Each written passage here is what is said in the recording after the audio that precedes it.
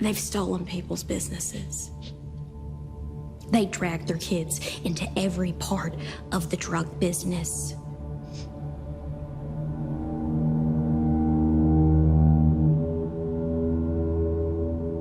They've had people killed. Do you honestly believe every story they've ever told you?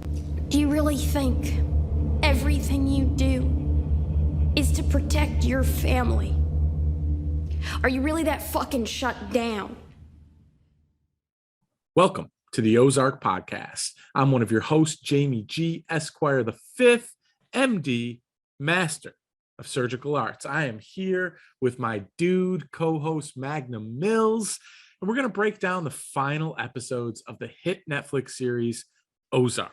Mills, introduce yourself to these people, and let's tell them exactly what we're covering on this particular episode of the Ozark Podcast. What's up, y'all? I'm Magnum Mills, and I just figured out I'm really bad at blinking. You won't know that if you're not watching on YouTube, but I tried to blink and act all smooth. I'm not very good at it. So now you know something about me. And if you want to know something about this is the Ozark Podcast. Thank you for checking it out. If you're watching on said YouTube, please remember to hit that like button. If you're listening to the podcast, please give us a rating, leave a comment. Love to hear what you have to think. On this episode of the Ozark Podcast, we are going to discuss episode 11 of season 4. That is the 4th episode of season 4, part 2. Please know that this is a spoiler podcast, 1000%. We will be spoiling everything up through the episode we are discussing, which is Pound of Flesh and Still Kickin. We know that all of the episodes dropped at once. However, we're covering these bad boys one at a time. On this episode of the Ozark Podcast, we will be spoiling all episodes of Ozark up through episode 11 of season 4, but nothing past. We're trying to remain unspoiled here as we cover these episodes, so we will not be discussing any of interviews with the cast or crew or creators until we cover the series finale. Mills, hit us with the details for this episode 11 of season 4 right here on the Ozark Podcast. As the man said, this is episode 11 of season 4, titled Pound of Flesh and Still Kickin, originally released April 29th, 2022. This is directed by Wendy Bird. Laura Linney directed the episode. This is her first major directing credit anywhere. Episode was written by Ning Zhao. This is their third writing credit on Ozark, previously In Case of Emergency and Outer Darkness. The opening credit symbols on the title card were a hand getting its nails painted, a fist, an IV drip bag, and a bicycle. The short plot synopsis is Ruth makes a play for the casino with help from a familiar face. Wendy cozies up to Omar's sister and arranges a meeting with Claire. Thank you, Mills. That means it's time for us to dig a little deep here into A Pound of Flesh and Still Kickin. Stop playing with the dog, stop cleaning the blood off the floor, and get ready to talk some Ozark right here, right now on the Ozark Podcast. Marty's watching a woman scrub blood off the floor where he watched Arturo get killed by Nelson. This is a lot for Marty, so he walks outside, gives a nod to said Nelson, who's standing there. Eventually, he finds an area where he can be by himself, and he uses a tennis ball to play fetch with what I assume is a very, very nice dog. I don't know, man. This murder shit just doesn't look like it's sitting well with Marty. Yeah, and again, I think this was even, like I said on the previous episode, I think this was even a half measure. I know he witnessed it and ordered it, but I really think he should have pulled the trigger himself, and that doesn't seem to be his regret here. It seems to be just the overall situation. From there, Magnum Mills, we see Marty finishes up his final meeting in Mexico regarding some upcoming shipments. After he is done, Camila asks to speak to him. She once again asks to see Omar. Marty says that it could be difficult, but Camila replies, but not impossible. Marty says that he will see what he can do. As he picks up his things, Marty notices Camila speaking to Javi's lawyer. There's two crucial things here. She is there when Marty is discussing the information about the transportation here, about the drops, moving the money, and he notices her talking to Javi's lawyer. So even though he hasn't really figured anything out yet, you can kind of see the wheels turning in his head a little bit here. Yeah, and I think the show's becoming more and more obvious that Camila is who we kind of said we thought she was going to be. But they are who we thought they were. They are who we thought they were. Quote Denny. Is that Denny Green, Magnum Mills? It's Denny Green. Yeah. You want to crown him, crown dance. But in all seriousness, back to the Ozark show here. The show's starting to be pretty obvious with this, right? Yeah, and then the one thing I guess we could take note of a little bit is it looks like all these meetings have been taking place at a church, and you do see the religion and the God theme keep coming up a little bit. So I think it's probably just a nice little one of those things that they do to kind of just a nod to one of the themes of the show. Maybe just something to take note of. But other than that, again, this is just about communicating the information here that Camilla knows about the drops and that she's talking to Javi's lawyer. That's what those are the big takeaways here. 100%. From there, we see Wendy meet with Senator Schaefer, who greets her by immediately asking her where the money is. Wendy promises him that everyone will get their money by the end of the week. Schaefer says he heard that Shaw Medical pulled out, but Wendy says that that's just a minor miscommunication. Schaefer tells her to quit the bullshit and asks what's really going on. Wendy tells him not to panic and that they'll have the money, one way or another. She asks about the process of getting Omar off the SDN list. Schaefer said that there had been progress, but now Mexican lawyers are back channeling to keep him on the list. It happened last night behind closed doors, but if it goes public before his removal is approved, it could complicate matters significantly. Wendy says that she understands and that she'll take care of it. Shout out Schaefer, who, I mean, I'm assuming, like, I don't know if this is method acting or he actually is a senator, but I'm just assuming this is how it works. When you meet with him, they ask where the money is and they just belittle the shit out of you and ask what the hell's going on. He does get some good lines there. Just the minor miscommunication line. And then when Wendy's trying to give him the one, I says, "Oh, don't give me that mealy mouth small town bullshit. What the fuck is going on?" So shout out Schaefer for being as straight of a shooter as a senator to be, I suppose. He plays it well. That is 100% sure. I do like that, Wendy's tough to rattle, bro. She stays calm here, and panic is not a good look on you. I mean, she basically tries to give it to him back just a little bit and tries to kind of get the hand here, but she doesn't get overly rattled here, and Schaefer lays it down pretty damn thick. I think this is probably her second most favorite venue next to fighting/arguing in driveways is just any kind of political office or whatever. So I think she's pretty at home here. She doesn't mind going toe to toe with some of these political bigwigs and whatnot. And again, I think the main takeaway here is, we just saw Camilla speaking to a Mexican lawyer. Now we hear Schaefer talking about a Mexican lawyer. And this is something, again, Wendy knows one part of the information. Marty knows the other part. We're waiting for them to put their information together and see if it can actually kind of lead them to what's really going on here. Again, starting to become more and more obvious with what's going on with Camilla. Yeah, and I think probably we see more of Schaefer going forward. I would be really surprised if this is kind of a one-off thing here. I don't think you bring him back and kind of make him, because he also seems central to the SDN list plot line too. So I don't know, unless they're going to, they don't resolve it by the end of the episode. So I think, he's a guy that we'll probably see again. After that, we get to see Ruth finally, and she's somewhere we've never seen her. She's on a plane. She kind of seems uncomfortable at first, but eventually she gets a hot towel. They take off. And she's feeling better. She's listening to Energy by Sampa the Great, and she's looking out the window, and she has this look of wonderment on her face, and she looks around the plane to see if everybody else is feeling it, and no one else seems very impressed. Ruth lands in Miami and heads out to find our old friend, Rachel Garrison. Ruth shows up at Rachel's store, Miami Shade, and asks to talk.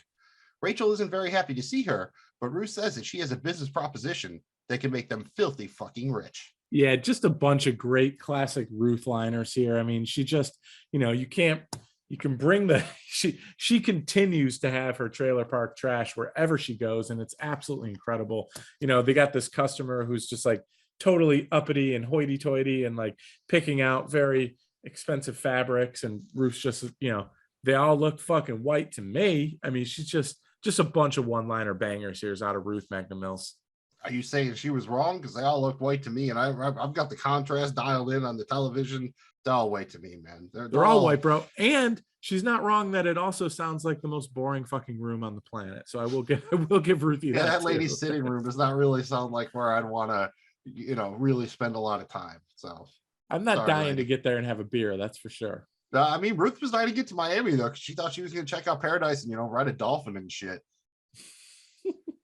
There's a part of you admitted to, you want to see Ruth Langmore just go to Disney World and just wild the fuck out, Yes. Buying all the Mickey shit and going on the rides, and just she goes to Universal Studios and she's just doing all the tourist trap shit and just loving it. I know she probably wouldn't do it now without Wyatt or something, but I would have just, you got the idea here, with seeing her on the plane, she might have liked to do some of that touristy shit. She's got the dough. So I would just like to see Ruth do some fun, kid shit that she never got to do.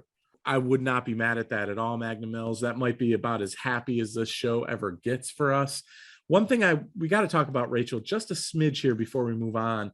I mean, are we excited she's back? How did you feel about the plot line? For me, I wish they would have kind of figured out how did Ruth know where she was. I mean, there's just kind of some holes here a little bit for me. We haven't heard of her or said, anything about her in a long time. And then they drop the bomb of when Rachel says, well, I haven't seen you in over a year. That's how long it's been?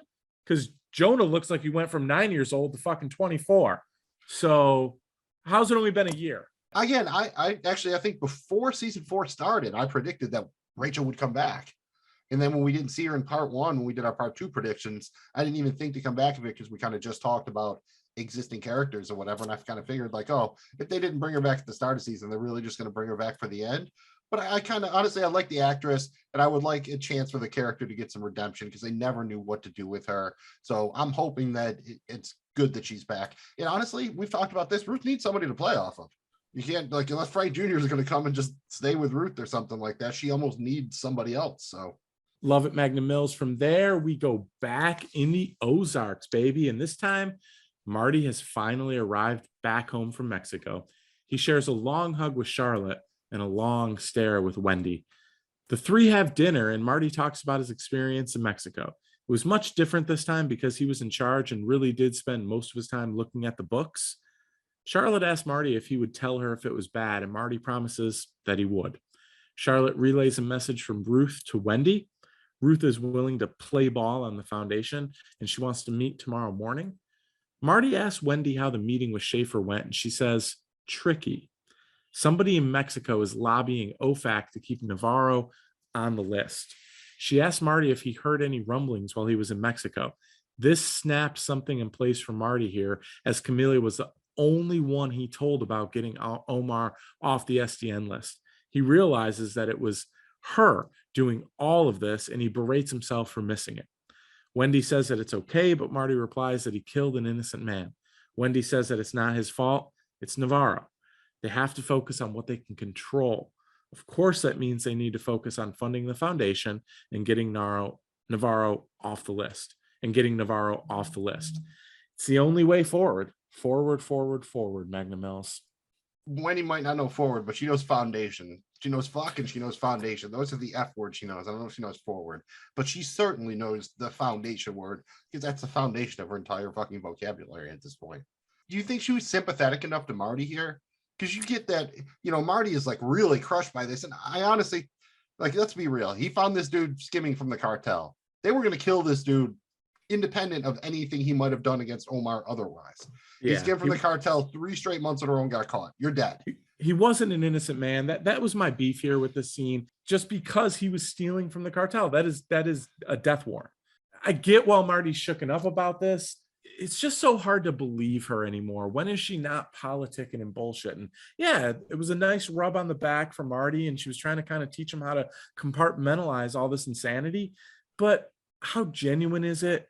I think it's only genuine in the fact that she knows she needs him to help get the foundation there. That everything is just a tool for her greater good. And we see that all the time in the show. And I think Marty has just become that tool that she feels like she can manipulate, put in the toolbox, take out, use, but she owns it. And she needs him here. And that's why I think that's where the comfort comes from. Not because she's worried about his moral compass. I think you're totally right. And I think, we'll get to that a little bit later in the episode. Marty will express pretty much those sentiments. I do also think that I like that Marty figured it out now. It was about the right amount of time, roughly 2 episodes or so in Showtime, just enough time for him to have legitimately missed it, but not so long that we start thinking he's stupid. And I think the show did a good enough job, especially visually. Some of the edits and the way they show Camelia, I think if you knew what you were looking for, it made it pretty obvious what was going on. So it doesn't feel like a big bait and switch or anything. So I think they played this one. I might have some structural problems with the way the writing is in this episode a little bit, but I think they actually played that part of it really well. And the other main point here is we see Jonah kind of opt out at dinner. And remember Wendy being deathly afraid of kind of losing the kids to Nathan.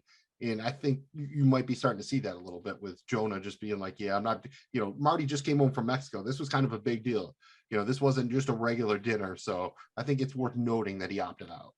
Oh, it definitely is. And, and it's worth noting that it's not Wendy that asked about him. It's Marty.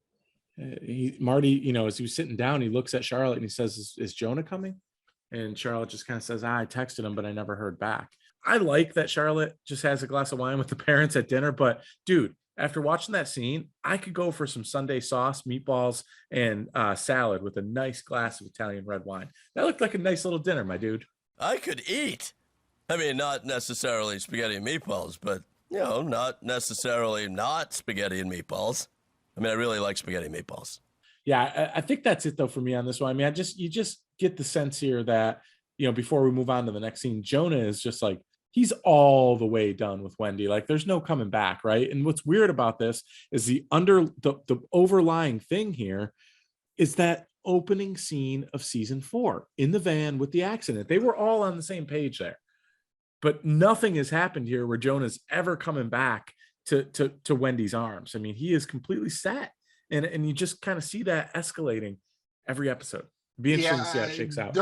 How they pay that off is going to be, I didn't want it to be, absolutely crucial to the end game, but the longer we go without seeing it, the more weight that's going to be placed on it because we're just waiting for it now. Yep. So I'm worried that they ran this gambit and it's not going to work out in the long run. We'll see. I just hope it pays off. It's when you do those flash forwards, man, it's really hit or miss. And so for the longer we go without getting a resolution to it, the more word I get. So I hope they pull it off. Do your thing, writers. After that, it's back to the Lazy O, and Marty shows up to see Jonah and finds him in Nathan's room. Jonah says that Nathan's not as bad as Wendy makes him out to be. Marty tells Jonah that Mexico was fine, and Jonah apologizes for missing dinner. He thinks it's best he keeps his distance, and Marty says that he gets it. He asks Jonah if he needs anything, and Jonah says he's good. Marty says that he misses Jonah, and Jonah says that he misses him too. Marty tells him to call if he needs anything, and then he departs. I appreciate how Marty's handling this as a parent. This is a really delicate situation. And this is the first scene of 2 scenes in this episode where Marty connects with each kid. He connects with Charlotte later in the episode. We'll talk about that, but he connected with Jonah here. And it felt like for a second that he still had Jonah. He still had his love. Jonah still cares about him. They still had a good relationship. And, I just wanted to point that out, Magnum Mills. I thought it was the last couple episodes, we've been seeing Marty trying to be more of a human. And this just kind of shows that he really still cares about his kids, not the foundation, not money, he wants to get out of this to save his kids, period. Yeah, and Jonah has to know from a personal standpoint, it wasn't that long ago that Wendy basically sicked the cops on him, and then Marty came and saved his ass. And Marty's the one. He does here go. We've talked about sometimes Marty's not the best with doing the right thing from an emotional standpoint or whatever. And here, when Jonah doesn't come in there, he makes the effort to go out and see him. And you do get a feeling, like you said, that they have a pretty decent relationship. And I also wonder, there's a little look on Marty's face when Jonah said that Nathan isn't as bad as Bob makes him out to be. I think it's just because Marty is starting to realize that maybe Wendy isn't always, like, her point of view isn't always, like, she's maybe a little bit an unreliable narrator. If he's never seen Nathan do anything personally and all he has is Wendy's word to go on, how does Marty know that he really is this horrible person or whatever? Because from what we've seen, there's a little bit like him and Wendy get into it, but for the most part, he seems to treat everyone else like Annalise loves him, the church people love him, the grandkids, Mel seems to like him. He's a little abrasive, asshole, yeah. But I mean, not like, he's just an asshole, like just a regular garden variety asshole, though, not like someone who's right. Again, I think there's I just wonder if maybe it was more about his and Wendy's toxic relationship, not necessarily that he's just a toxic person. After that, it's off to the Missouri Belle, where Ruth and Rachel arrive for their meeting with the Birds. Marty reacts warmly to surprisingly seeing Rachel, while Wendy asks what she's doing here. Marty starts to make small talk with Rachel before Wendy shuts it down and asks if they can get on with it. Ruth lays out her pitch. The Birds get Shaw's money for their foundation, and Ruth gets control of the Belle, which they will put in Rachel's name. Wendy literally laughs out loud at her offer, while Marty seems to be considering it. He asks why, and Ruth says, why not? She ran this place, and she knows it better than them. Marty says they cannot possibly give up their full stake, so Ruth asks for his offer. Marty offers 10%, and her name doesn't go on the license. Ruth says that she'd consider 85. Wendy asks Rachel what Ruth said to convince her to do this. Wendy tells her Ruth got money by selling Darlene's heroin, but Rachel already knew that. Wendy then asks if she knows Ruth killed the head of the cartel who might be after her. Wendy says that she just wants Rachel to know what she's getting herself into. Wendy and Marty get up and leave, and Rachel asks, "Who's Ben?" I gotta say, man, how refreshing was it to see Marty genuinely interested in speaking to another human? He smiled, he was excited. I think Marty always had kind of a special thing for Rachel and really appreciated her. It was just nice to see him kind of be like, oh my God, like excited to speak to another human. It's just a little incongruous with what we see later, where Rachel's just basically completely anti-Marty. I mean, I guess she was just playing nice. That's the only way I can take it, is she was just kind of putting on airs. Like you said, it seemed like she was genuine, like they were just genuinely happy to see each other. But honestly, given the way they parted and everything, that doesn't really make sense. I don't know. It was just one of those things. It just struck me as a touch off. And then there's one other issue here. Like when Ruth goes to get Rachel in Miami, she's at Miami Shade or whatever. It's a upholstery or whatever, a drape store, whatever the hell you call it. And then here she talks about a diner.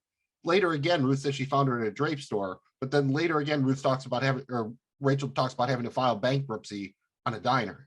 I'm just curious if there was a plot line lost, or maybe she opened a diner before the other store, but if she's got bankruptcy in a diner, where she get this money for this other store?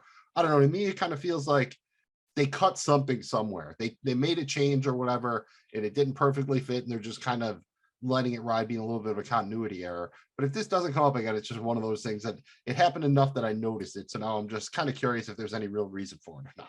I don't know. Could have been a little bit of keeping up with the Joneses here, trying to make them seem like she had a lot going on in her other life, and she was, coming back here to do the right thing or so. I don't know. An odd flex, because I almost think it would be kind of more impressive to randomly be doing an upholstery store in Miami. Like, you know what that office space must cost or whatever? Shout out Rachel. I mean, she must have some better business sense than I thought. And I do think there was a great visual here when you kind of get the wide shot when they're sitting down. And I think it's a blackjack table they're sitting at, not a poker table, but you really see Wendy at one end and Ruth at the other, kind of giving the visual of them going head to head at the table against each other, like, a gaming table where they're gambling against each other. So I think that was a pretty cool visual. And the one question I had, does Ruth really have $50 million to give the foundation money? I mean, that's what Wendy's expecting from the Shaw Foundation. So, I mean, that's a lot here for that. Does Ruth really have that type of cash? I don't know if there's a little bit of a hole there or not from a plotline standpoint. It's another thing that doesn't quite track if you really dig into it, because Ruth has said to multiple people multiple times that she's not continuing the business, like Darlene's heroin business. But on the other hand, Claire seems to be under the impression that they are.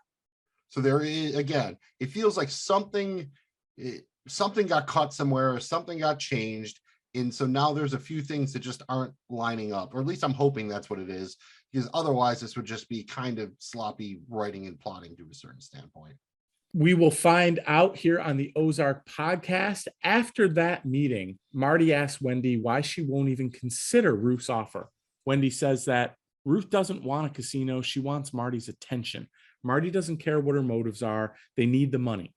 He thinks that he can talk her down to 25% and they can maintain control. Wendy is not interested at all. She will get the money from Shaw. Claire promised Javi's mother's stock, and they can use that. Marty said that Camelia won't be alive for very long after Navarro hears that she tried to have him killed. Wendy says that the truth can wait. Marty tries again to get her to reconsider Ruth's proposition, but Wendy flat out refuses, and I mean refuses, Magnum Mills. No, that was her answer. I mean, this was a one-way street here. This whole thing really bothers me, and I think it's meant to be a point that Wendy is completely out of control here, but you don't tell Navarro this right away. How do you bring it up to him later? He's going to press you on the fact of, well, when did you first find out? I mean, this is just lying to get out of lies. I don't like this at all. But I think it's just, again, Wendy is just hell-bent on, at all costs, doesn't matter. It's almost not worth living for her or her family if she doesn't have this foundation. Yeah, Wendy, to put it in some parlance, she doesn't have a business plan. She doesn't have a 5-year plan. She barely has a 5-minute plan. She basically lurches from thing to thing, putting out fires as they start. There's not, after watching her, she doesn't do the grand planning thing. That's just not who she is. That's really why I think her and Marty would pair better together, because Marty is he's a good planner and a good, like, that kind of thing, but he's not good at implementing it really. Logistically, yes, but he can't really deal with the people part of it. He's not a people person, so to speak. What's wrong with you people? And Wendy gets a couple of good lines here, like especially I like the one Ruth doesn't want a casino, she wants her attention. And that does come back to, we haven't seen it in a while, but they're kind of weird. They used to have a little bit of a father-daughter dynamic, Marty and Ruth, and then it kind of switched to being more peers. And now Wendy's kind of calling back to that again. I think it's a show trying to come full circle, but it doesn't. Their relationship hasn't felt that way in a while. And then Wendy just got one that made me laugh out loud when she says, "I am not giving our casino away to a redneck Thelma and Louise." Yeah, that one was great. That was I a laughed. great I one-liner. definitely laughed out loud, literally. So, and honestly, dude, Marty wasn't talking her down to 25%. No, He's at 10, she's at 85. The middle of that is not 25. 50 maybe. And I bet you Ruth would want 51.49 or something too on top of it. So I think that's where they would have had to have ended up if there was any deal to be made. agreed with that, Magnum Mills. And I will say too that, the one thing that we got to point out is Wendy's always talking about how personal it is for Ruth, but I think it's also equally, if not more personal for Wendy. I mean, even if this was a clear-cut, easy, smart move to make, I don't know that she would do it because she doesn't want to deal with Ruth. She looks at Ruth as being beneath her. Always has, always will. I mean, this is personal, man. I think more so for Wendy than maybe even Ruth. Yeah, it's always seemed like she's kind of tolerated Ruth or whatever, more than, genuinely even liked her, much less actually respected her. So yeah, I think she just doesn't even consider like Ruth's on their level. Like Ruth doesn't deserve to own a casino, even though, they let her run it. Yeah, Wendy is just, she just is the high and mighty, man. She's up there, and even like her talking about like, oh, the truth can wait. Truth's going to catch up to Wendy Bird, I feel, at some point. It has to. Otherwise, I'm going to be a little upset because she's been pushing the envelope for a while. After that, we catch back up with Ruth and Rachel after the meeting, and Rachel is pissed because Ruth really made it sound like the Birds already had 1 foot out the door to Chicago. Ruth says that she would have told her eventually. And Rachel's like, yeah, when my name was already on the casino license? Rachel thinks that she's been spending too much time with Marty. Ruth apologizes and asks Rachel to stick with her. Rachel says that she can't do it, and she leaves. One of my favorite ones here is Ruth looks at her and is like, so what are you gonna do? Go back to Florida and sell linens and shit? It just really good. See, that's the line linen here. thing again. So they definitely went to the linen store. This is what I'm talking about. It bounces back and forth between linen store and diner. I don't know why. Good scene, I think, really, more or less, just kind of setting up the idea here. Like, all right, Wendy's kind of gambit worked. You know what I mean? She kind of almost like, remember Ruth splitting shit to Claire, or Ruth spitting to Claire in episode 8 here. This is almost Wendy pulls the same trick in reverse. Like she reverse Uno cards on it now. It says shit to Rachel to knock her off their partnership. So I do like how they've kind of brought that back around a little bit. I guess one thing that I was a little bit surprised on is the animosity between Rachel and Marty. It's like as this episode goes on, like Rachel like hates Marty. Like I was waiting for him to kiss when they first saw each other in the casino there. I mean, basically Marty was like no one else was in the room except Rachel. That's a little surprising for me a little bit. Yes and no. I think Marty Bird is kind of that guy, though. He does like the warm greeting thing. You've seen him kind of do that before. I don't think it's totally, that's who he is too, kind of. He's like, oh, hey, good to see you. I think the point is to kind of contrast him to Wendy, who's like, what the hell are you doing here? I think the contrast is part of the point. It wouldn't have been as interesting to have Marty just kind of sit there and not say anything and be, once again, subservient to Wendy. Our next scene, we see Ruth arrive home and find Mel Saddam waiting for her. Mel explains that he's still working on Ben's case, but now he's being employed by Wendy's father, who wants him to find Ben. Ruth gives him 5 minutes. Mel asks her to confirm that Ben left town on his own accord. Ruth says as far as she knows. Mel shows her pictures of Ben and Wendy along their drive, ending at the restaurant where only one of them came out. Ruth denies further knowledge and denies that Ben was caught up in anything. She tells Mel that he wanted to move to a farm and raise goats. Mel asked if Wendy is hiding Ben, and before Ruth can answer, there's a knock on the door. It's Jonah here with some spreadsheets for Ruth. She tells him to wait outside and then tells Mel to put the photos away. She doesn't know where Ben is, and she can't help him. Mel leaves, and Jonah asks Ruth if he said anything to him. Ruth says no, and Jonah asks her not to say anything to his grandpa as it would kill him. Mel kind of making his rounds, back through again. And you see Ruth for a second. I don't know if she ever would tell him the truth, but you can tell like she kind of wants people to know that Wendy did this, right? And she backs down. She's like, all I know is one day Ben picked up my calls. Next day he stopped. I wish I could tell you more. And also then when Jonah said like, oh, do you tell him anything? It's like, no, I don't talk shit to strangers. Like, why the fuck would you ask me that, Jonah? Seriously. Classic. Who Jonah do you think I am? Who do you think I am? Do you not know me by now? Jonah doesn't realize Ruth is still that OG shit, dude. Yeah, it's interesting here with Mel. I mean, we talked a lot about his character. I think, he knows that not everyone's being honest with him here. And you got to hand it to Mel, dude. He's pretty good at his job, bro. Oh, for the most part here. And again, I think ultimately Jonah showing up with like work type shit for Ruth has to set off a little bit of a thing. But I think it also reinforces the thought for him that Ruth is actually covering for the birds willingly because she's close with them. It's not just that she can't really without getting herself into the hot water, so to speak. I think Mel's not batting 1,000. He's doing pretty good here. And I think the show keeps giving him enough breadcrumbs that we really expect him to get to the gingerbread house eventually. And I think he's basically just about there. After that, Marty gets a call from Hannah from the FBI. She tells him that Navarro is awake and wants to meet. They set up a meeting for tomorrow in Chicago. Marty also tells her about a truck that's supposed to arrive in New Orleans, as we learned earlier in the episode. She asks how it went with the lieutenants, and Marty says that they listened to him.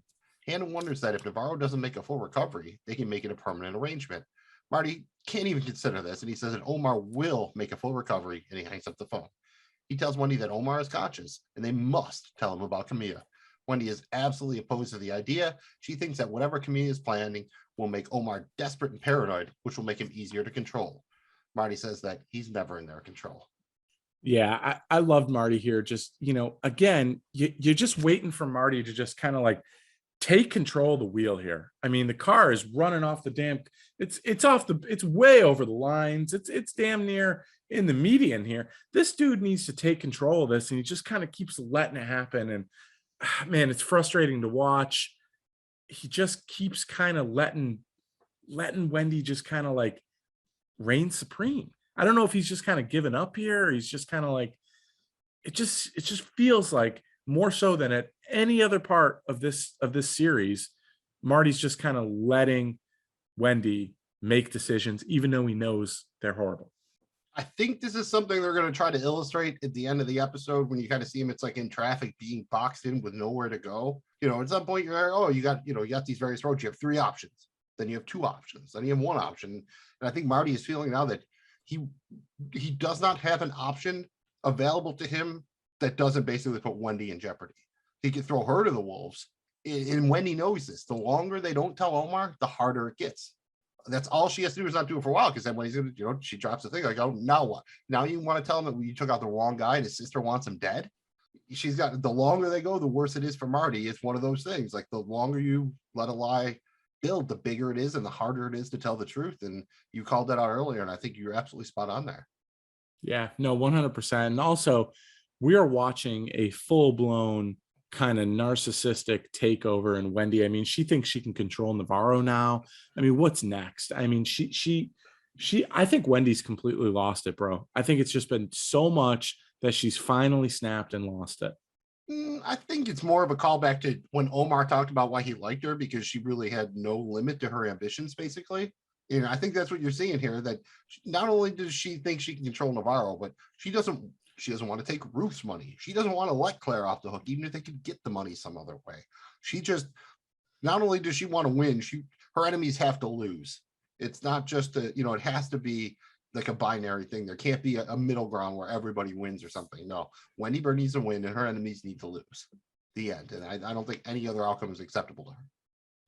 Agreed with that. From there, Magnum Mills, we see Marty arrive to meet with Omar. Omar asks how it went in Mexico, and Marty says that he asks how his sister took Javi's death, and Marty says that she took it well, considering. Marty tells him about Cabrera, and Omar says that he didn't think he had it in him. He tells Marty to increase the amount of money being laundered through the casinos so that the others can be rewarded for their loyalty. Omar asks if Marty hesitated when he found out the truth about Cabrera, and Marty says, no, he did not. Omar says that means he played his part quite well. And you get a pretty cool quote from Omar here when he first talks to Marty. He says, every time they try to take a pound of flesh, Marty, I grow another layer of skin. Awesome line from Omar. I'm disappointed that Marty didn't just tell him about Navarro, about Camellia, and just kind of go above Wendy's helmet, so to speak. I mean, just go over her helmet, bro. Shout out Spaceballs, but go over her helmet. Just do it. But if he does, then I guess we don't have a show. So JBG, let's speak the fucking truth between us. If these situations are reversed and Wendy Bird is in there, she would have just told him. Right? If it benefited her, if they were yes. opposite sides of this argument, and Wendy was the one to meet them, she wanted to tell him Marty's not there, and that's what she wanted. She would have just fucking told him. Am I wrong? No, she would have done it. Like all the fucking bloviating to Marty, it doesn't matter. Without hesitation, bro. If it benefited her, she would have gone there intending to do it. It wouldn't even have been a spur of the moment decision. She would have gone there intending to do what she wanted, and I think that just adds to the building frustration of Marty Bird, who is feeling more and more like a ticking time bomb about to go off. Yep. And this is the first time of we hear Navarro talk about laundering more money, specifically through the casino. Comes kind of after, we see Ruth and Rachel trying to make a play for it. Feels like something's going to kind of come up there, and maybe that's going to be a problem later on as the rest of the season lays out. Yeah, they've kind of backburned the casino plot line after it being a bigger deal in season 4. It's just been kind of operating as it's supposed to in the background, just being a occasional spot where we have some scenes. So it makes sense that it would come back to the forefront here. After that, Marty returns home and he's surprised to find Nelson out front. He goes inside and finds Wendy sharing a glass of wine with none other than Camilla. Wendy explains that she's there to meet with Claire regarding the stock options. Camilla asks Marty how Omar is and if she can see him yet. Marty says that he's recovering, and unfortunately, she cannot see him at this time. She thanks Wendy for the wine and leaves. When she's gone, Wendy tells Marty that it's the smartest play. Marty thinks that this is about not taking money from Ruth. Wendy says that it's not. Ruth is a short-term fix for a long-term problem. Marty says that they can't trust her, but Wendy doesn't care. They don't need to trust her. They just need to use her. She assures Marty that it's going to work. This absolutely infuriates me. And, this is kind of the first time you see Marty push back a little bit in terms of what he's saying. But of course, she does it without, could you imagine coming home to this and getting blindsided? You just were in Mexico. You just had to kill somebody. Like, you come back to this shit? This is just, God bless, man.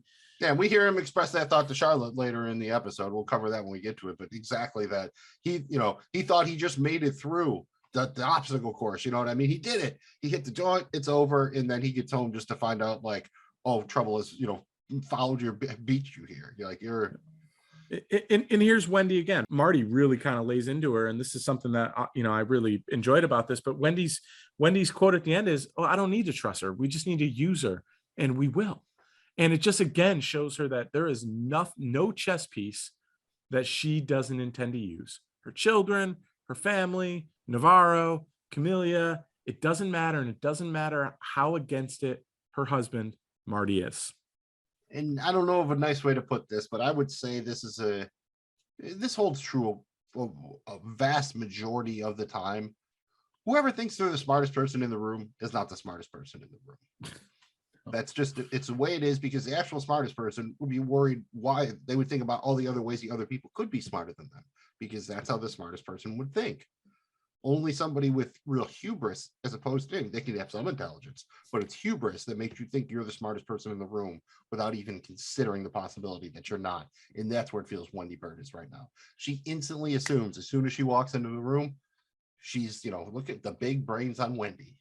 Yeah, and you just got the feeling here that Camellia is not stupid. She could be playing and manipulating the birds just as much as Wendy thinks she is playing and manipulating her. Camilla already tried to do a coup. She already tried to kill Omar and take over the cartel. Yeah, they know. Now she's into big things, to paraphrase Nas here on a later album.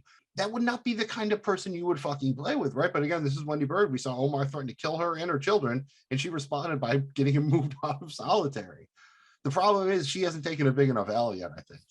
It all keeps kind of coming up Wendy no matter what. So she just thinks that no matter what she does, she's going to come up smelling roses. And unfortunately, when she finally does it, I think it's going to, it's going to hit all the birds, not just her.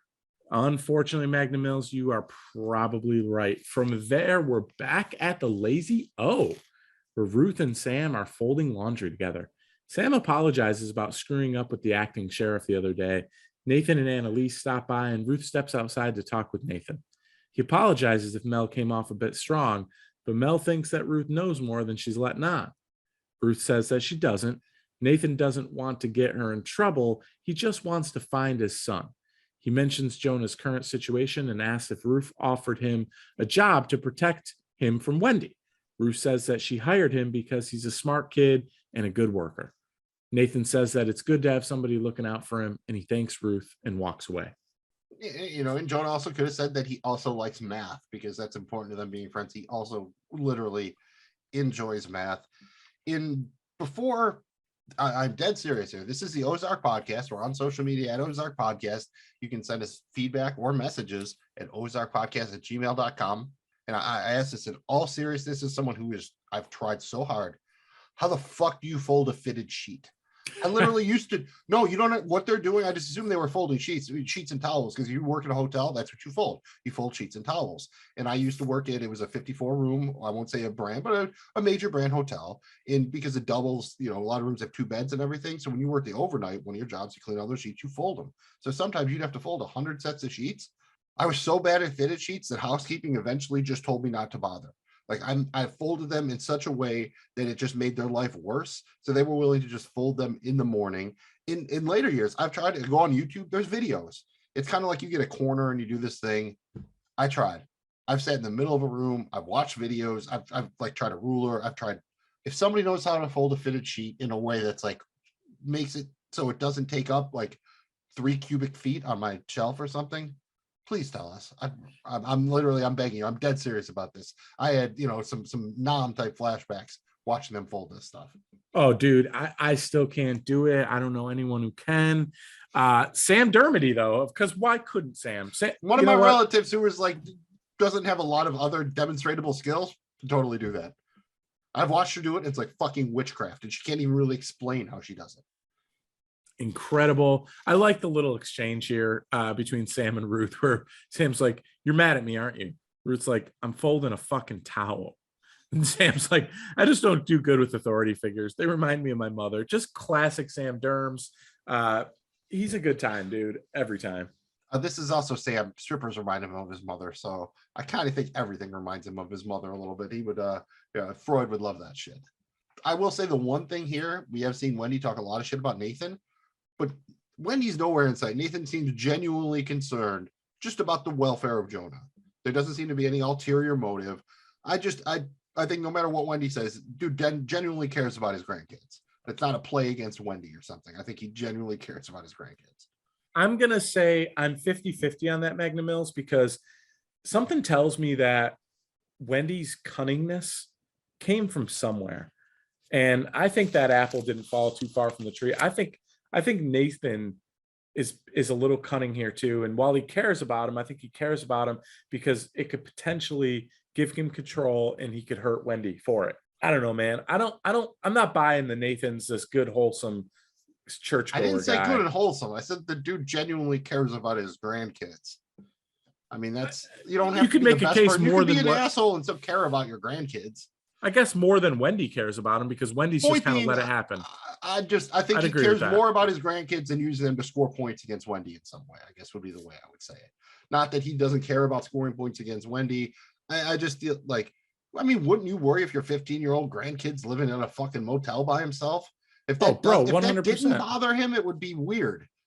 So I don't think it's an act, is all I'm saying. I think he's genuinely like, I think it just adds fuel to his fire, maybe with the grudges he has against Wendy. Absolutely. But I don't think he's just acting like, I don't think this is all just some big play against Wendy. If it is, then if he's doing all this just to get back at his daughter, like, it's not like there's millions of dollars or lives on the line, then holy fuck. Then those two deserve each other then. Yeah, no, I you're right, dude. I think he's definitely concerned, and now the police are involved, and there's some general. He showed up to a random motel and found out his grandson was living there. That's how he found out, because he's going to stay there. And you know why they're staying there? Because it's cheap. It's lazy. Again, I don't know that there's that many options in town. And speaking of town, before leaving town, Rachel stops to check in on Huck. She's shocked to learn that he no longer works at the Blue Cat because people stopped going there once the casino opened. She asks if Marty knows, and Huck says that he didn't want to bother him. After Rachel leaves, she calls Marty, and she's pissed. She says that she asked him for one thing, to keep an eye on Huck. Marty tells her that he didn't know, he didn't work there anymore. He genuinely didn't know. He apologizes and says that he would have gotten him something in 2 seconds had he known. Rachel doesn't know why she trusted him because he's the same selfish asshole he's always been. On one hand, I really enjoy Tuck. This was cool to get him back. I missed his character. I forgot how cool he was with the jukebox and stuff. It's been, a couple seasons now since we've really had him in the mix. But on the other hand, Rachel, man, I mean, she's like really upset by this. I don't know that for once, Marty, did he really do anything that warranted that type of anger? I don't know. No, I think Rachel just feels he didn't fire him. He just didn't. When you say keep an eye out from somebody, in theory, that means more than like if they call you, answer the phone, right? That means like try to just once in a while reach out to them or something like that. And I think that's what does it. I think this is just one of those things when you see Rachel probably as a single person, she struggles to have lasting relationships. She doesn't have any children of her own. I think she just latched onto him because he is a genuinely, he's fairly simple, but he's just a pure good person. So of course she would want that in her life. And I think that's why she feels such a strong attachment to him. Yeah, no, I totally agree there. And I think she was just looking for someone to blame. And that just kind of adds fuel to the fire of all things bad. Yeah, she was already, you could tell, like, she was on board with this on its already pretty tenuous footing because it only took, Wendy dropping a couple truth bombs to knock her off it. But she was kind of, I don't know, she only kind of needed one more excuse to get back in the game, I think. From there, Magnum Mills, we see Claire gets out of her vehicle and starts walking down the sidewalk. She gets about 2 steps in before Wendy Bird slides up next to her. Claire asks Wendy what she's doing there and that they no longer have business together. That's true, but Claire and Javi still have business. Wendy tells her that Javi's mother, Camelia, has come all the way from Mexico to collect her stock options. Claire says that Javi is dead and so that she doesn't owe Camelia anything. Claire reminds her that this is the mother of a cartel boss and to show some respect. Wendy reminds her that this is the mother of a cartel boss and to show some respect. Wendy says that she'll see her at 1 and she takes off. Man, oh man. I mean, I don't want to sound crass here, but how wet are Wendy's panties here? I mean, this is her in all her glory, just sticking it to Claire, right? I mean, does anything make her this happy? Yeah, I'd have a hard time. Like, yes, this is somewhat business, but it's also personal. I would be hard pressed to believe that Wendy Bird is not enjoying this very, very, very, very much. I think that's really the main thing here is just setting up the meeting we're going to see and showing us again that this is personal for Wendy with the thing with Claire, with Ruth. She has to win. After that, we see Marty at this time when Wendy's doing this, he's in a meeting with Hannah. She asks how Navarro is doing, and Marty says that he's holding on. Marty remarks that Hannah seems upset. Hannah tells him that the money truck Marty gave them was empty. This seems to be news to Marty. His face kind of breaks for a second, but he recovers quickly. He says that he made a judgment call. He made a call today telling them to send a decoy. Marty explains that he's trying to hold the trust that he earned with the cartel. If they want him to be Navarro, they need to let him do his job. Hannah reminds him that there's no deal unless he holds up his end of the bargain, which includes the money seizures. Marty promises that she'll get double the money when it's safe. This seems to placate Hannah, and she leaves. Shout out to Marty just kind of adjusting on the fly here. I mean, just automatically not showing his card here, having a pretty good poker face and just, letting her know that like, hey, I made that call as a judgment call. I mean, he definitely covered it up pretty good here. But man, at first I was like thinking as I was watching this live the first time, I'm like, did he make that judgment call or is this definitely Camelia making moves? And so it's kind of cool to see him make that cover. The writers have given us all the clues that we need to put the puzzle together here. Yeah. This is it's kind of like what makes the twist really good in a movie is when you go back and watch it and you see all the signs that it was coming that you kind of missed or overlooked the first time around. In here, I think if you go back and watch this, it's pretty clear what they're signaling here. Again, pretty straightforward scene, just setting up, giving Marty another piece of information about what Camelia might be doing. After that, we go to see Camelia again, and she's over with Wendy at Claire's office at Shaw, the meeting we just talked about there on the sidewalk a minute ago. And Claire gives some papers to Camelia about the stock options. Camelia says they seem to be in order. but she asked about the rest of the deal, the 5-year agreement to supply raw materials and the $150 million donation for the Bird Foundation. Claire says that they didn't have that in writing, and Camilla replies that if her son said you agreed, then you agreed. He was very clear, and that was the last thing that he ever said to her. Camilla asks when she should tell her brother to send the next shipment, and Claire says that she'll have Connor reach out to their people. Wendy reminds her that the foundation needs a balance of their initial donation by the end of the afternoon. They can work out a payment plan for the rest. I don't know that there's anything in this life anymore that makes Wendy happier than doing what she just did. She just not only won, she did so in such a way where she was able to give a giant FU right across the face to Claire. And I just, that's like what Wendy lives for, moments like that. Yeah, pretty much. She's loving every second of it because, Claire thought she was out, and Wendy's like the cockroach, right? Claire thought she got rid of Wendy like 2-3 times already, and Wendy just keeps coming back. And this is the kind of victory she wants to save her. But on the other hand, like, Camilla is getting all of the fucking hand here, right? Like, she doesn't bring up the foundation part. Wendy has to bring it up. Camilla's like, oh yeah, that too. Yeah. Like, you get a feeling at her convenience, she'll either take that money and repurpose it for something else or just squeeze the birds out. Like, Camilla is the one, she's getting the deal that she needs, and she's the one who's going to have the stock options in her name. She'll actually have it in writing. Yeah, no, as much as Wendy feels like she won that meeting, Camilla was a clear-cut winner. And there was a clear-cut loser, and it's definitely Claire. From there, Magnum Mills, we see Ruth is sitting on her outside couch, drinking a beer and staring at the lake when Rachel rolls up. Rachel asks her if she's really killed somebody in the cartel. Ruth says, yeah, the guy who killed Wyatt. But the birds can't send the cartel after her without giving themselves up.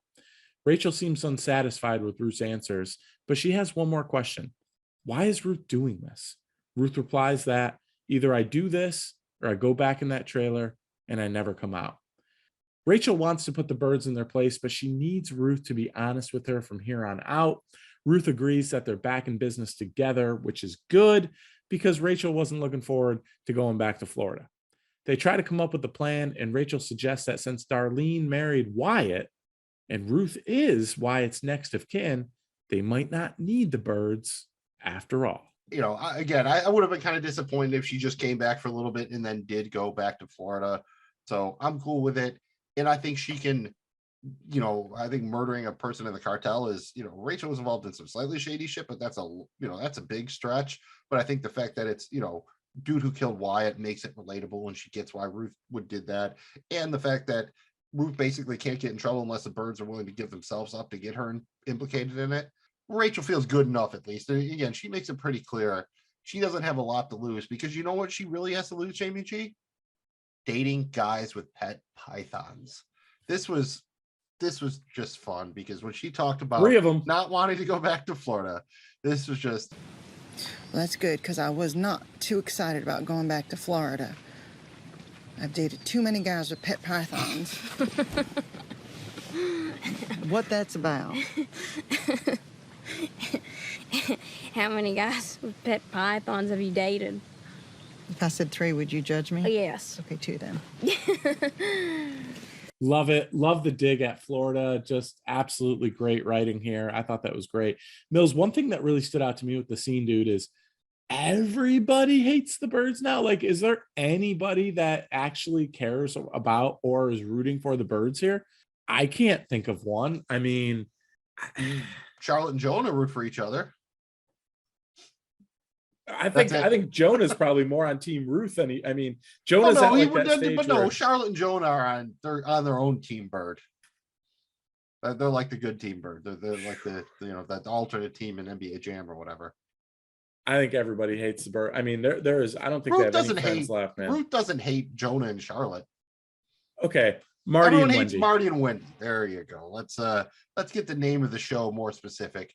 I really enjoyed the scene overall. I think there were 2 major points here. Let's start with the little bit of the lighter one, and that's the idea that Ruth really doesn't have a plan. And honestly, wouldn't somebody have probably, like, because they were going through all Wyatt stuff, wouldn't have a lawyer or someone contacted her by now? I like that Rachel came up with the idea, but what were they gonna? I mean, this is like literally whoever gets this becomes the largest land owner in the county. You would think somebody would probably, like in the probate office, someone would be on top of this a little bit. So I think it's realistic enough, whatever, as far as, yeah, someone's got to get this land. I'm just surprised that no one had contacted Ruth yet. Yeah, a little surprised there too. And it was also a little surprising to just see where Ruth is mentally. You know, her line about her going into that trailer and never coming out. I mean, I think she, without this, she feels like she really doesn't have anything to live for anymore. Without Wyatt there, without a purpose, without a job, I mean, what happened to 3? I guess 3's never there. I mean, it's just, I don't peg Ruth Langmore as a suicide type. What I think she meant is that she's gonna sit there and just, like, you've seen the inside of the trailer a little bit. There's just beer cans everywhere and shit. Like, she just doesn't really care anymore. I think she's just going to be in a depression. She's not going to put a gun to her head or something. She's just going to sit there by herself and drink herself to death, basically, or just whatever, or just wait for something to happen.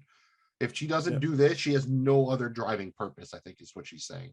It is kind of dark, but Ruth Langmore is just, she just doesn't strike me go on a suicide mission, maybe, sure, but actually just like kill herself.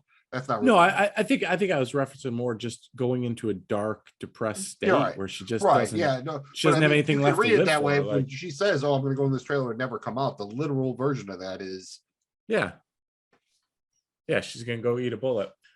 Good scene. From there, Magnum Mills, we see Wendy sits down with Marty at a sidewalk cafe table.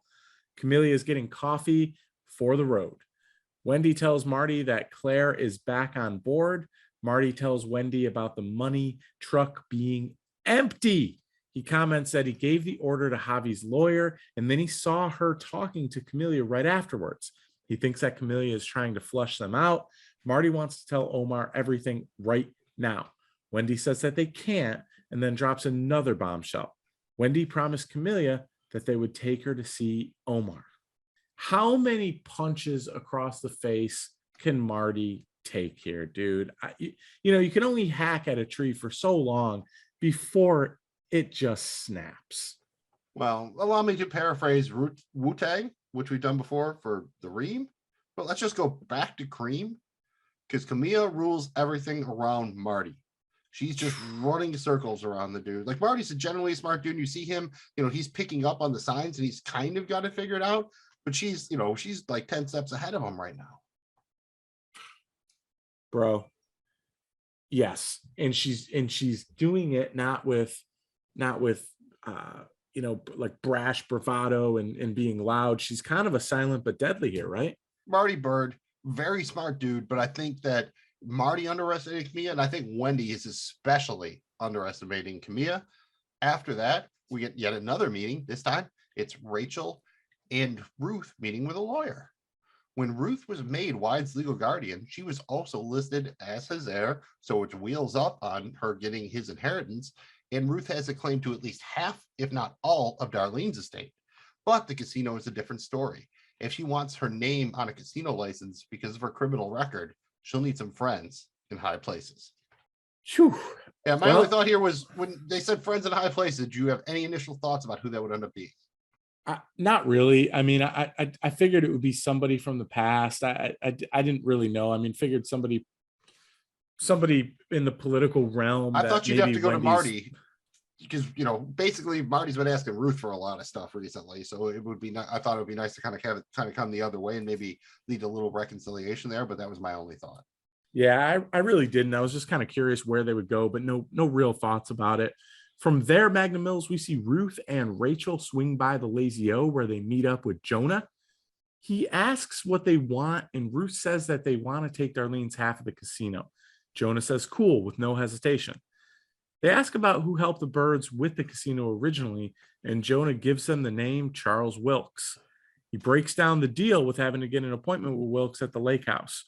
Ruth wonders how the hell they get an appointment, but Jonah has an answer for that too. Tell Wilkes that the meeting is for Mike Fleming. Man, look at Jonah just completely selling out his family. He is Team Ruth all day. If there is an opportunity to screw over and hurt his mother, I think Jonah does it every time. He's almost got a little bit of Wendy where, like, He doesn't realize how bad it could screw over his dad. He's not thinking about that. He is just absolutely thinking about wanting to get even with Wendy. And let's face it, he's pre-adult, he's like adolescent, got his first boner, and he wants Ruth real bad. So, I think that's a combination. He's in love with Ruth and he wants to get even with his mom. He's not thinking about how he could screw over his sister and himself and Marty by messing with this. I think we underestimate Joan a little bit because he's proven to be like a real prodigy kind of. Like, you can't do the kind of things he's doing at his age without being incredibly intelligent. But he's also been on his current plot trajectory basically since Buddy died. Because you forget, like, he lost Buddy, then he lost Ben, and now Marty's gone to Mexico, and I think it's just, I don't know, man. I think he's been put to a spot where, unlike Marty, he wants to strike back a little bit. Even if he's not being an active participant, he's still willing to, when somebody comes to him, he's still willing to give them the bullets. He just doesn't want to fire the proverbial gun himself, so to speak, I think. The birds are dropped off at home by Nelson, where Nathan and Mel are waiting for them. Mel shows Wendy the same pictures that he showed Ruth. Wendy is unimpressed and she asks to speak to her father alone. Wendy spins a story that she was taking Ben to Memphis, but she left him in a restaurant after they got into a fight and Ben told her to leave. He's got a bench warrant for his arrest, so he's running and he doesn't want to be found. Nathan asks why Wendy kept this from him, and Wendy says that he's never wanted the truth. Nathan said that he tried his best with Ben and with Wendy, but Wendy begs to differ. Nathan comments, "Well, you're a lot less easy to love," and then storms out of the house. Whoo, man. I mean, that is a tough thing to say to your own child or any family member or really anyone. But especially your own child. You're a lot less easy to love. Boy, that stings, huh? Yeah, I mean, just the visual, like, he puts the pictures and it's like somebody saying, like, you throw it on your poker hand and you sure you won or whatever when Nathan throws on the pictures, and when he just casually just flicks it right across the table, like, I don't give a fuck. But for a father and a daughter, man, there's some real deadly venom in this scene. I mean, Nathan, all I ever wanted was the truth, and you hid it from me. Wendy, you never wanted the truth. And then Nathan said, you don't know me as well as you think. I tried my best with both you children. You humiliated me and drove me out of the house. Well, you're a lot less easy to love. My guess is this is one of those, like a Rashomon type of situation. If you ask them both to describe the same situation they were in together, they would describe it in totally different ways, even if they were in the same place at the same time doing the same thing. And they would believe it. I just think that's who they are as people. Some people, they can do that. They can sometimes it's, that's what you need to be, like a great salesman or somebody who is very successful in the dating world and stuff like that. You have to be able to kind of, blow yourself up like that and believe it. But on the other hand, it can also lead to some, very non-optimal outcomes where you do some shit that you shouldn't because you think you can. Yeah. And I mean, you see her trying to paint herself as a victim here and kind of spin the story about Ben and kind of pin it back on her dad, as Nathan thought he thought he had the kill shot here. He thought it was done.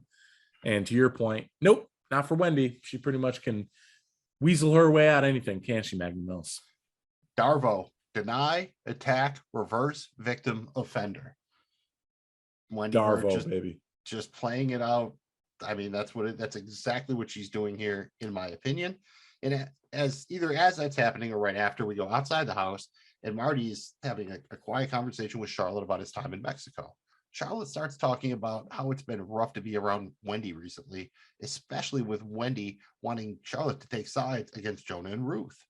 Marty starts explaining that Wendy wants to drive the metaphorical car right now, and then he finally starts to lose it a bit. He says that Wendy is driving them off a cliff. He admits that not everything was fine in Mexico and that he made a big mistake. He explains that he was blindsided by Wendy partnering with Camilla, and Camilla just tried to assassinate Navarro. Marty says that no matter what he says, no matter what he does, he's always the asshole, and Wendy is always pissed at him. After realizing that he just dumped a lot on his teenage daughter, Charlotte, he apologizes and comments that it's not her job to worry about him, but he appreciates it. Charlotte is taken aback by all this, and she comments that maybe they should see the marriage counselor again. Marty Riley comments that she's retired and she's no longer an option. Remember her with the sports car and everything? Doesn't that feel like a million years ago? Oh my God, where Marty was that feels like a her different off to side show. with her. That feels like a different show almost. That was one of those elements of Ozark that added like some light kind of humor with Marty kind of paying her off to kind of make him right in some of their arguments. And then she buys the sports car, and of course they have to offer because of it. I mean, it's just, yeah, that seems like a long time ago, but I enjoyed the marriage counselor. I like that shout out there. That was kind of cool way of bringing that back. And this kind of feels like the natural evolution, right? We've seen Marty start to slip, and you can tell with how he doesn't mean to do this. He just starts talking and it just comes out. He definitely does not mean it's about the stuff of making a huge mistake in Mexico. He definitely did not mean to say that to Charlotte, but kind of like we talk about Ruth, maybe that's a theme for this show, is how siloed all these characters are. Despite the fact that they're surrounded by other people, they can't really talk to anybody else. And just, I think this is great work by Bateman, great work by Sophia Hublitz, who, like, especially her reaction after kind of Marty gets done unloading and she kind of just is processing it. I mean, just try to imagine yourself like 17 years old and your parents, like, it would be enough. Imagine your parents just the regular stuff. We're broke. We're getting divorced. Like something like someone was in an accident.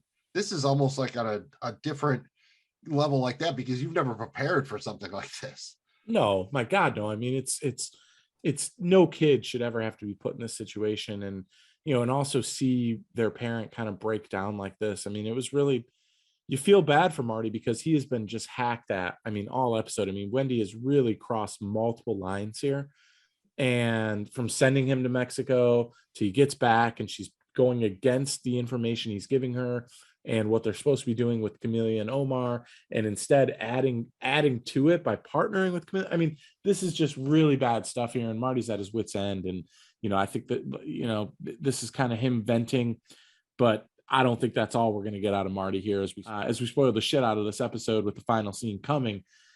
Marty is a ticking time bomb, Magnum Mills. After that, we go a little bit shorter scene. We go back to the Lazy O, and we see Annalise painting her toenails when Nathan returns. She asks if he's okay, and Nathan's not sure that he is. He needs to pray on this one. He asks for some time alone, and she says that she'll see him in the morning. When she leaves, Nathan breaks out some airplane bottles of clear liquor and proceeds to chug the first one. Absolutely. And Magnum Mills, I mean, I thought this was interesting because just like we saw way back in that episode earlier in this back half of season 4, where Marty and Wendy go to the hotel after Ruth kills Javi, and she goes right, Wendy goes right to the liquor cabinet. She takes all the clear liquor bottles and starts downing them. Well, looks like Daddy likes that clear liquor just like Wendy. This is episode 11. That was episode 9. It was 2 episodes ago. It feels like a million again. And it just, like, this show makes me age in dog years when I'm watching it. Sometimes I feel like it's crazy. It's just, it's very kind of intense. And shout out to Annalise here. Add the little light to the scene. She has a line of daughters and their daddies. They might not always see eye to eye, but they will always see heart to heart. She saw that on a t-shirt once. Like, that feels like something like a little kid would buy her dad for Father's Day or something, right? Yep. Magnum Mills, did we know that Nathan was like a closet like alcoholic here, hiding his liquor and kind of using it as using it the way he's using it here? I don't know that I think this is new, right? We haven't really seen this with Nathan yet, have we? Just what Wendy's told us. I mean, I wouldn't say closet alcoholic. If I remember, I think he had wine at the dinner that they had at the restaurant or whatever, but something he doesn't obviously want Annalise to see, maybe. Yeah, because he's a real alcoholic. He would have like the gallon, he'd have the handle of vodka, not just the little airplane bottles. Because for a real raging alcoholic, those airplane bottles they'd just be a tease. That's right. From there, Magnum Mills, we see Ruth and Rachel show up on Charles Wilkes' doorstep. The Mike Fleming bit doesn't seem to work, but Wilkes is interested when he hears that they want to take over the Missouri Belle. Yeah, not a lot here. Just kind of like, I was just curious, like, his reaction to hearing the thing about it's like, oh, Ruth's this landowner now, they want to take over the Belle. Did you think he was interested because he wanted to maybe get his own chance to take over the casino, or because he wanted to fuck over the birds? Did you have any kind of inkling going in? I think we've got somebody who owns the most land. He had that development project that he wanted to do. Maybe there's some play there. And I think if we're remembering correctly, there was some bad blood with the birds. I don't think he wants to take over the casino, but I think maybe if he could get a little scrape, he would, at least going into his campaign.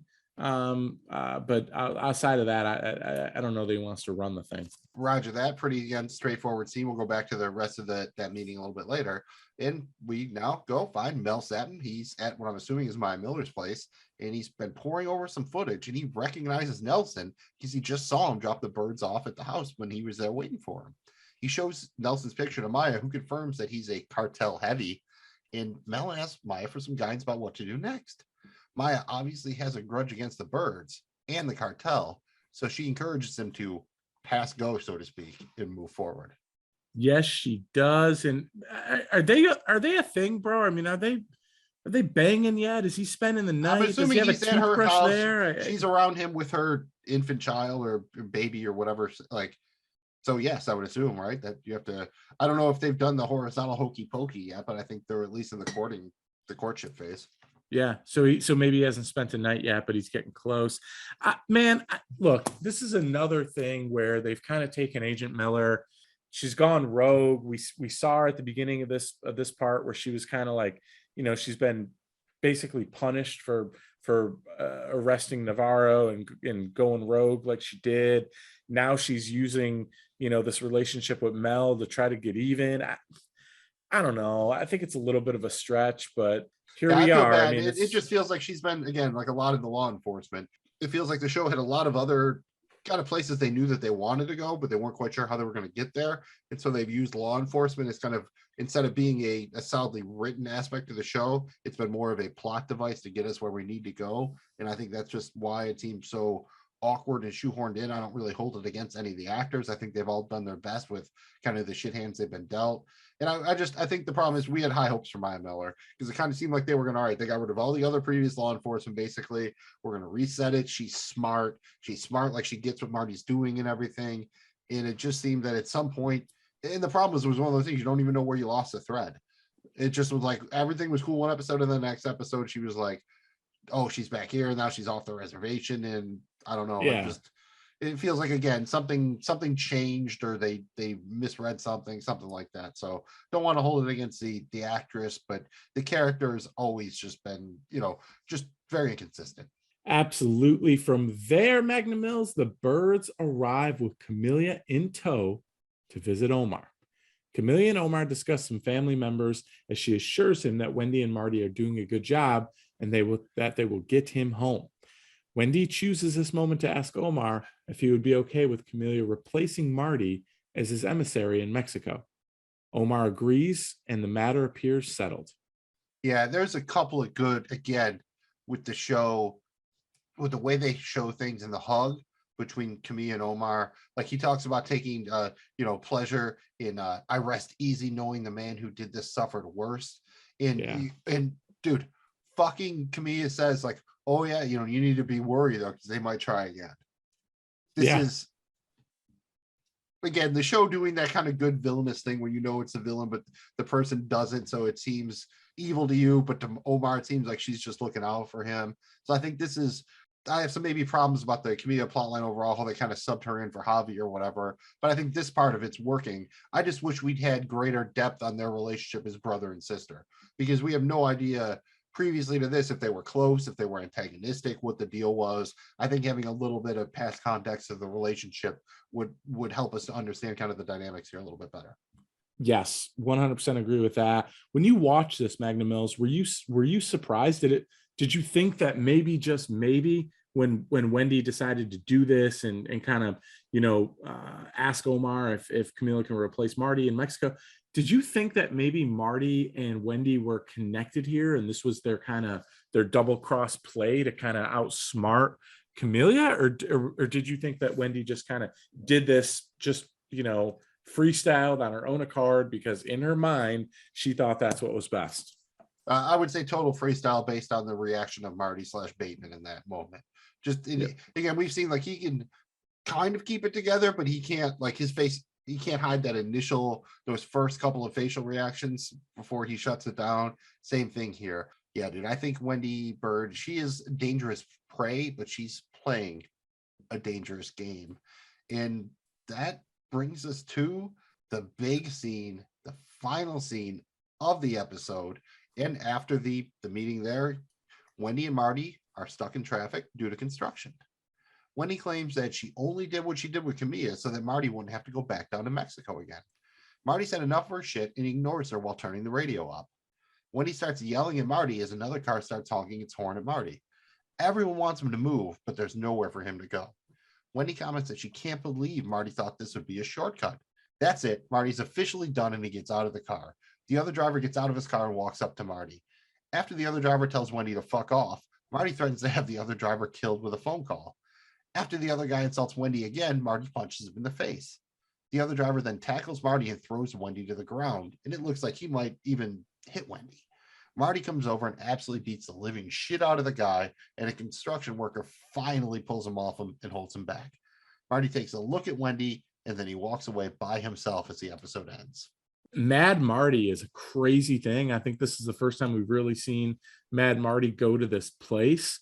I've been there in traffic where your things aren't going good, and now you have traffic compounding a bad situation, making it worse. Somebody wants to be an asshole and lay on that horn. You are tempted to want to get out of the car and say something, but obviously you don't. But man, Marty, I like this version of Marty a little bit. And I think, dude, he had dealt with so much, he needed to let off a little steam here. I mean, let off some steam is an interesting way to put it. I mean, I think this is, again, I think there's a huge metaphor here where Wendy accuses him of taking a shortcut. Everything is negative from Wendy, negative. When she tells him to go somewhere, there's nowhere to go. I mean, he's even like, what, should I go up? And even these other drivers, where do you want, where are you supposed to go? Well, and Marty's even doesn't even want to let the guy in, and she's like, let him in. He's like, oh, fine, I'll follow you then. Sure. Well, the first guy, and then this is just another guy. And then that's the other how guy it is when you're in finally construction in a city like that. There is no, you're just fooked.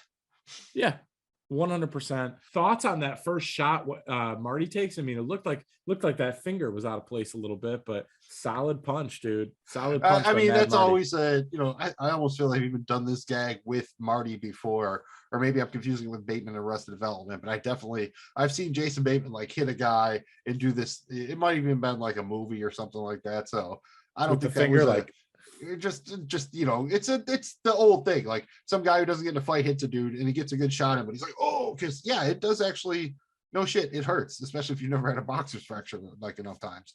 And even then it'll hurt for a bit till it numbs up again. How much do you think Wendy loved this? I don't know about you. Not as much. I was kind of glad that she didn't give Marty like a super thirsty look after he did that. Because he did defend her. Like this dude knocked Wendy down and he got over her and she's like, yeah, she's scared. And this dude he could have I really think honestly that's he could have hit Wendy. So I think at that point, Marty was pretty justified in doing whatever he had to do. It was great though, because that's how, the dam bursts in Marty, because when he's getting pulled away by the dude who's much bigger than him, he gets a kick in on the dude. Like even as it is not just like flailing, like no, he aims like a kick at this dude. I know Marty Bird's never going to be in MMA or anything, but that was a nice nice little late kick there. I like that. Obviously, this scene is a big old metaphor, and it kind of felt like if Marty knew that he was going to get nowhere unless he did something drastic and fights back, right? And he did. And I don't know if that means that'll be a sign going forward. Will he'll kind of stand up to Wendy a little bit and stop her from doing these things, or maybe play her or make decisions without her knowing. I think this was more than just this dude snapping after being just slapped left and right and undermined by his wife. And again, I think this is, he feels like he has nowhere to go and be nothing to lose. And so when he couldn't take the car anywhere, what can you do? You get out of the car. I mean, that's how it works, right? If you can't go anywhere, we go on foot now. That's just how it works, I guess. So yeah, I like that he's at least maybe finally trying to take a little like a modicum of control somehow, because he's been so subservient to Wendy. And I do also want to say that the dude he gets in the fight with when they're yelling at each other, these are just two random dudes driving minivans. That was kind of some tough talk for two minivan dudes. Just saying, because any man who would jump out of a minivan for a bottle of pain pills and a minifin is fucking crazy. And the song that played throughout the scene is I Saw the Light by Todd Rundgren. Great needle drop there. Enjoyed it. It was a good one, especially because the lyrics, if you really do listen to it, especially with, this is where closed captioning helps a little bit. they do fit the scene pretty well, and especially they time it up well as Marty walks away at the end and everything like that. So I think a nice musical choice, nice editing there. And that's basically the episode here, man. Before we hand out some hardware, let's look back at the symbols from the opening title card. What were they again, Mills? I think we pretty much know what most of these are. We see a hand getting its nails painted. That's Annalise when she was getting her nails painted when Nathan came back to the Lazy O. A fist, which was obviously Marty Bird here. And we see an IV drip bag, obviously the one we see Omar using in the medical wing of the prison, and a bicycle, which Jonah rides to school because we know that he doesn't need a ride to school from Marty. That's pretty much the symbols this week, all pretty straightforward, not a lot to really guess about here. That brings us to our favorite quote or dialogue exchange from the episode. Again, a bunch of good ones here. I'm going to go first, and I'm going to go with a shorter one and a little bit of a lighter one because there's a lot of dark shit in this episode, so I want to do something a little bit more fun. And this is a double R Rough Riders Rachel and Ruth exchange where Rachel says, "Have you spoke to a lawyer?" And then Ruth says, "No, the last time I spoke to a lawyer, she waterboarded me. Not really my kind of people." Again, great throwback, great line. Loved it. For me, Magnum Mills, I am going to do one with Rachel. And this is right after she visits Tuck and she's pissed off on the phone, and Marty's, she's calling Marty and she's asking him why he didn't do anything. He said, "I'm sorry, I've been busy." And she goes, "Well, I was busy getting sober and filing bankruptcy on a shitty diner halfway across the country. You were right fucking here." And that was great. But then her follow-up line to that is really my favorite. She goes, "I don't know why I trusted you. I mean, you're the same selfish asshole you always were. Now you just own a bigger boat." And did Marty deserve this? No. But was it a great quote? Absolutely. And it was really the trigger kind of thing that led Rachel back to go on this journey with Ruth. And obviously she's going to be a player, it looks like, from here on out in the remainder of the series here. And now it's time for us to choose our favorite moment or scene from the episode. It's my turn. I'll go first here. Dude, I have got to go with Mad Marty. I just love the scene as he is so pissed off in the car after just a series of events where Wendy completely undermines him, makes decisions without him, and just jeopardizes him and the family at all costs with this whole Camellia situation. He's trying everything. Traffic's a bitch. People are honking at him. He can't go anywhere. He's got the music cranked. She's nagging at him. And he just finally snaps. And Mad Marty, it was really cool. I enjoyed it. Kicked the shit out of the dude. It was a whole thing. And pretty cool way to end the episode for me. That has got to be my favorite moment from this episode. Well, like the Mad Rapper was bad that this is his fourth album, and he ain't made a dime yet. I could see Marty Bird being mad that it's his fourth season, and like Rodney Dangerfield, he's gotten no respect yet. For me, I'm gonna go with sad Marty, or at least maybe like slightly starting to open himself up, Marty. It's the scene between Marty and Charlotte. I think this is just incredible work by both the actor and the actress here. And this is Marty he doesn't mean to dump all this on his daughter. Like I said before, we need to rehash the whole thing, but he just finally, for the first time in basically the history of Ozark that we've seen, speaks how he really feels about Wendy, or at least finally has the courage to say it out loud. Maybe he's just arrived here. Maybe he's felt like this for a long time. We're not sure, because you know what? Marty Bird is kind of like, like Ruth has told him, man, like he's just really kind of like that, kind of like stuck, man. He's just really in a spot where he can't properly express or process his emotions. So I have to go with that scene. I think it was incredible work. Wouldn't surprise me if Bateman winds up submitting it for his Emmy reel. That brings us to, Hey, my buddy! We love Buddy. So he gets the kind of, the title for our MVP of the episode. My turn to go first here. Boy, I was going back and forth on this one, but I think I have to go with Marty Bird. And this is a weird one because he got outplayed this episode. Camilla's outplayed him. Wendy's basically just outdicked him. But finally, he managed to express himself, even though he kind of, burdened his 17-year-old daughter with a lot of heavy stuff. this is real progress for Marty Bird, I think. And yeah, like assaulting a guy really shouldn't be progress, but Marty has been so fucking bottled up. The explosion was coming and it happened here, and it looks like that nobody was seriously injured. The Bird seemed to come out of it okay. So again, I think so far the worst thing he's done is basically lay a lot of shit on his young daughter. But she, again, if she wants to drink the wine with dinner, I think that comes with the territory, right? You want to be an adult, people are going to tell you adult shit. So Jamie G, tell me some adult shit and your buddy of the episode. That's my buddy. I gotta go with Camila. Listen, man, she clearly is in control and winning here. I mean, she is positioned herself. She made an unbelievable deal with Shaw Medical. She's got stock options. She's just signed I think it's a 5 or 10-year deal here. I mean, it's going to cause them to expand their operation. They're going to make a ton of money off that. She's got Omar believing that she really has his best interests at heart. She knows how to manipulate and use the birds. She's seen kind of the whole setup.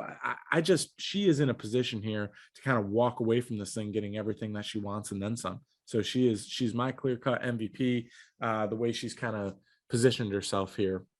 Yeah, I just want to say that I took her as my MVP last episode. If we were doing power rankings, she would still be atop my power rankings. But because I didn't want to give her the MVP 2 episodes in a row, that's why I didn't go there. But totally agree with your pick is what I'm saying. Absolutely, my dude. Now it's time, Magnum Mills, for us to find out just how fresh and how clean, so fresh and so clean, this episode of Ozark was. We're going to grade this episode on a scale of 0 to 100% clean. How clean is the proverbial money for Pound of Flesh and Still Kickin'? I'm up first here. Man, this is really tough, Magnum Mills, because on one hand, I love this show and there's a lot of stuff that I can kind of just look the other way on because it's been so good for so long. And I don't want to be too critical here, but I gotta dock this one a little bit. I'm going just 80% clean on this episode.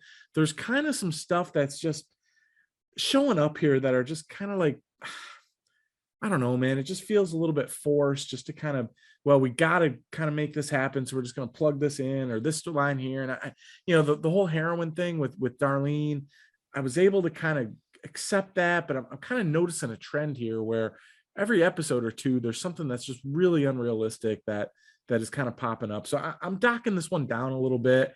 80% clean. Maybe I'm being too critical, maybe not, but that's where I'm at, Magnum Mills. I think that's totally fair.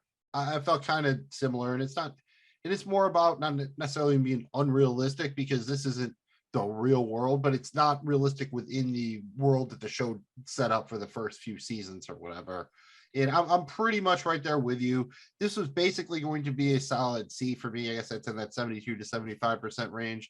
But I did like the reintroduction of Rachel, and I liked how Marty seemed to finally maybe be kind of breaking out of his funk a little bit at the end. So I'm going to go up to 78% clean. It's not great, but worst case scenario, maybe you got to like clean the gutters on the weekend or something for getting that, depending on how difficult your parents are. And they could be difficult. Magnum Mills, let's talk a little bit about maybe some predictions here, bro. I mean, we still got 3 episodes to go. Let's kind of talk about what we think may or may not happen here down the final stretch.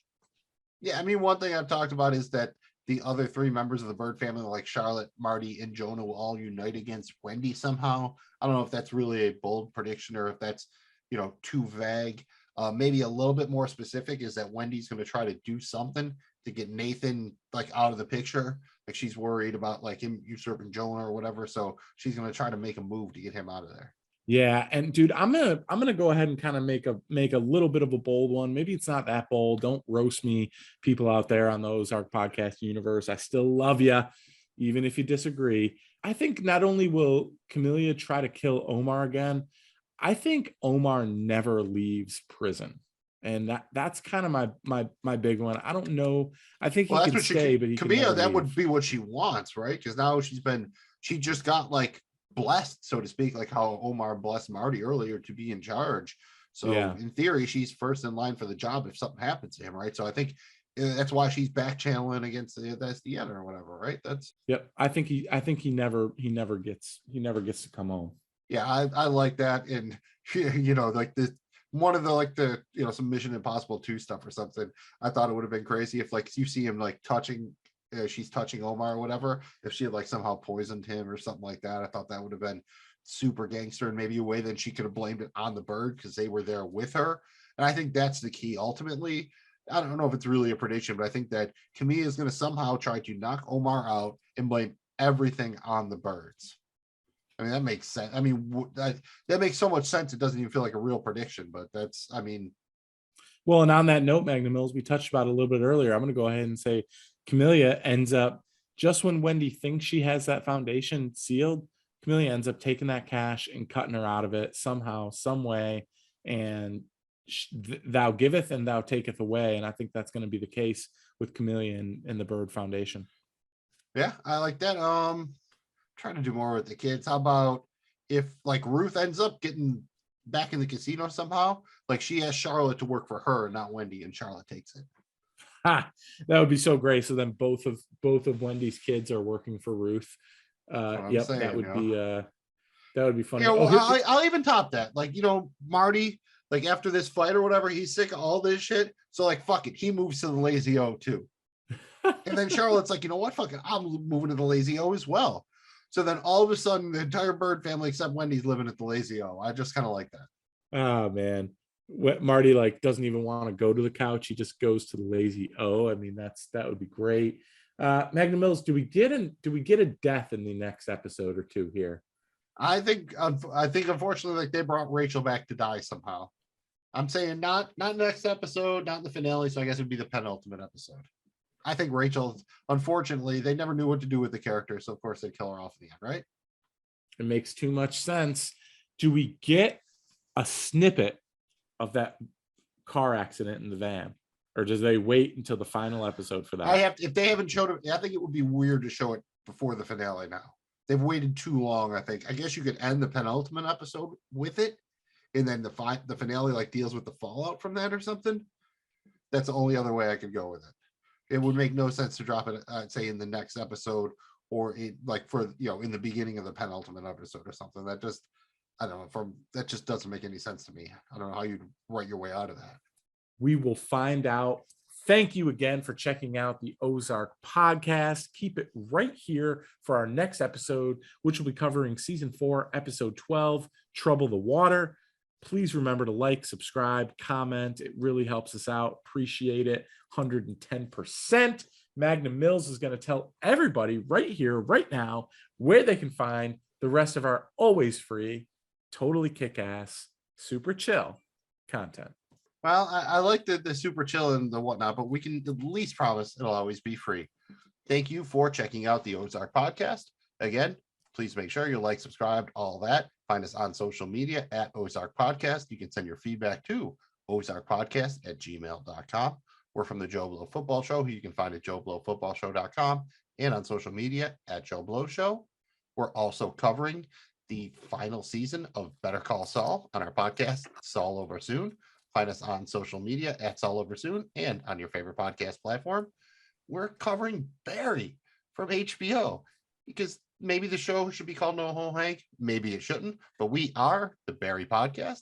Find us on your favorite podcast platform and on social media at Barry Podcast.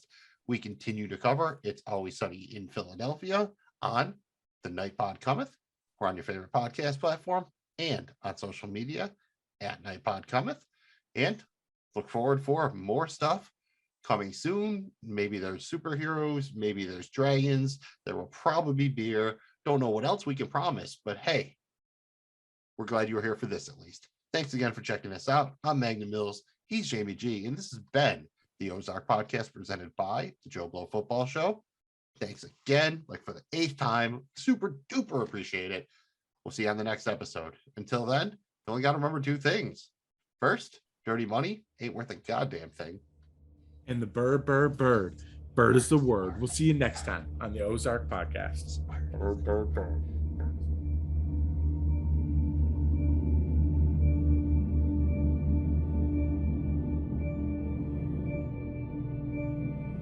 This has been the Ozark Podcast, presented by the Joe Blow Football Show.